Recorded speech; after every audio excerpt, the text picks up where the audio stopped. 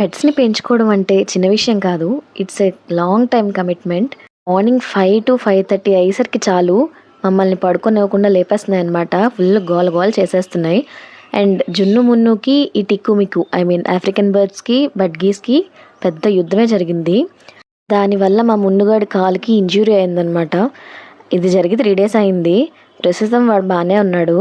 ఈ యుద్ధం భరించలేక ఆఫ్రికన్ లవ్ బర్డ్స్‌కి అయితే కొత్త కేస్ తీసుకున్నా 2 ఫీట్ కేస్. మా ఆయన తన బర్త్డే రోజే వీటికి నామకరణం కూడా చేసేసాడు. యెల్లో కలర్ వచ్చి మిక్కు, గ్రీన్ కలర్ వచ్చి టిక్కు అనమాట. ఈ మిక్కు టిక్కులకి బజ్జీస్ నా దగ్గర ఉన్న జున్ను మున్నులకి రెండిటికి అస్సలు పడట్లేదు. వీటి వల్ల ఏదో ఒకటి చచ్చిపోతుంది. అందుకే 1.5 ఫీట్‌లోని బడ్జీస్‌ని ఉంచాను. కానీ ఈ కొత్త కేజ్‌లోని ఆఫ్రికన్ లవ్ బర్డ్స్ టిక్కు మిక్కుల్ని ఉంచాను. ఎందుకంటే ఆఫ్రికన్ లవ్ బర్డ్స్‌కి మినిమమ్ 2-3 ఫీట్ కేజ్ ఉండాలి. ఏ బర్డ్స్‌కైనా సరే మనం బ్రీడ్ చేయించాలి అనుకుంటే మాత్రం మినిమమ్ 2 ఫీట్ కేజ్ అన్నది అవసరం. బట్ నా దగ్గర 1.5 ఫీట్ కేజ్‌లోని బడ్జీస్‌ని పెట్టేశాను.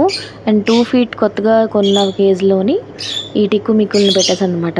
ఎవరైనా ఆఫ్రికన్ లవ్ బర్డ్స్‌ని కొనాలనుకున్న వాళ్ళు వాటి సౌండ్‌ని కూడా బేర్ చేయగలము అనుకుంటేనే కొనండి, లేకపోతే కొనకండి. నేనైతే వీటిని కొన్నాను. ఐ కెన్ బేర్, నాకు పేషెన్స్ ఉంది. అండ్ మా వారు కూడా ఇష్టపడతారు. అంత చిరాకేం రాదు ఎవరికి. సో నేను మెయింటైన్ చేస్తున్నా. అండ్ వీటి బ్రీడింగ్ కోసం కాబట్టి నాకు అటువంటి ప్రాబ్లం ఏం లేదు ఉన్నా సరే.